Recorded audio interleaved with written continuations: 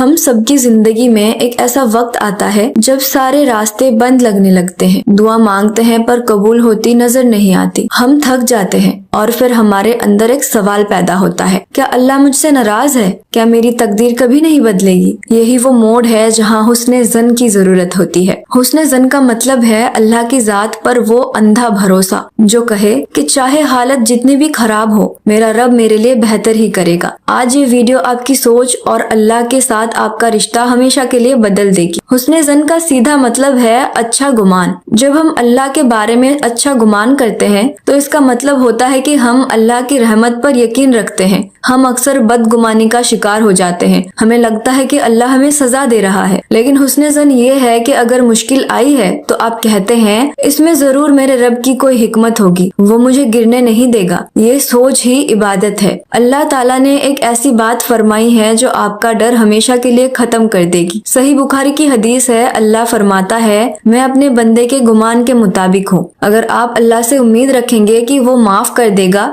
تو وہ معاف کر دے گا۔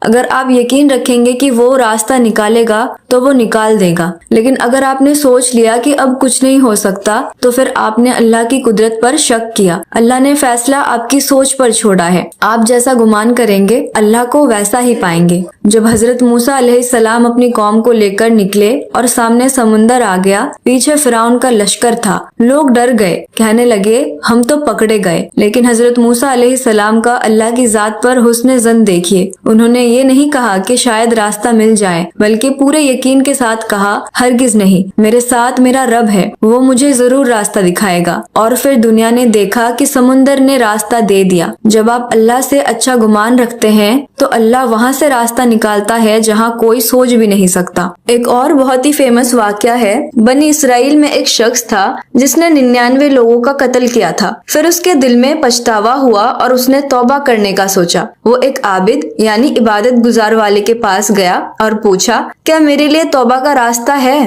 اس عابد نے کہا تو نے 99 قتل کیے، تیرے لیے کوئی معافی نہیں۔ یہ سن کر اس شخص نے غصے میں اس عابد کو بھی قتل کر دیا۔ اس طرح اس کے 100 قتل پورے ہو گئے، لیکن اس کے دل میں سکون نہیں تھا۔ پھر وہ دوبارہ سے ایک عالم کے پاس گیا اور وہی سوال پوچھا۔ اس عالم نے کہا بے شک تیرے اور اللہ کے بیچ میں کون رکاوٹ ڈال سکتا ہے، تو فلاں بستی چلا جا، وہاں اللہ کے نیک بندے ہیں، ان کے ساتھ مل کر اللہ کی عبادت کر اور اپنے پرانے شہر واپس مت جانا کیونکہ وہ بری جگہ ہے۔ وہ شخص نیک لوگوں کی بستی کی طرف نکل پڑا۔ ابھی وہ راستے کے آدھے راستے تک ہی پہنچا تھا کہ اس کی موت کا وقت آ گیا اور اس کا انتقال ہو گیا۔ اب اس کی روح لینے کے لیے رحمت کے فرشتے اور عذاب کے فرشتے دونوں آ گئے۔ عذاب کے فرشتے کہہ رہے تھے اس نے کبھی کوئی نیک کام نہیں کیا، یہ گنہگار ہے، اور رحمت کے فرشتے کہہ رہے تھے یہ سچی توبہ کر کے اللہ کی طرف آ رہا تھا۔ اللہ تعالیٰ نے فرشتوں کو انسانی روپ میں بھیجا فیصلہ کرنے کے لیے۔ اس نے کہا دونوں طرف کی زمین ناپ لو، جس بستی سے یہ قریب ہوگا وہی اس کا ٹھکانہ ہوگا۔ روایتوں میں آتا ہے کہ اللہ کے حکم سے نیک لوگوں والی بستی کی زمین سکڑ گئی۔ جب ناپا گیا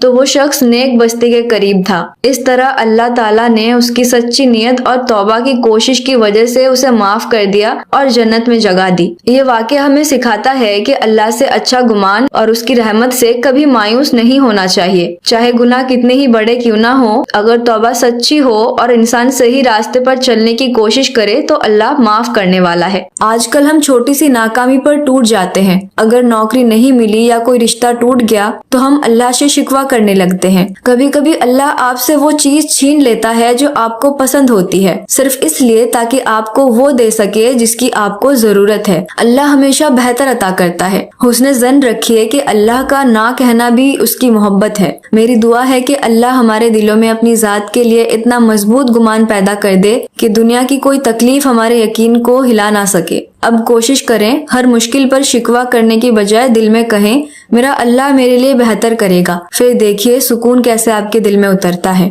ویڈیو کو لائک کریں، شیئر کریں اس شخص کے ساتھ جو اس وقت مایوس ہے، کیا پتہ آپ کا ایک شیئر کسی کی امید جگا دے۔ السلام علیکم۔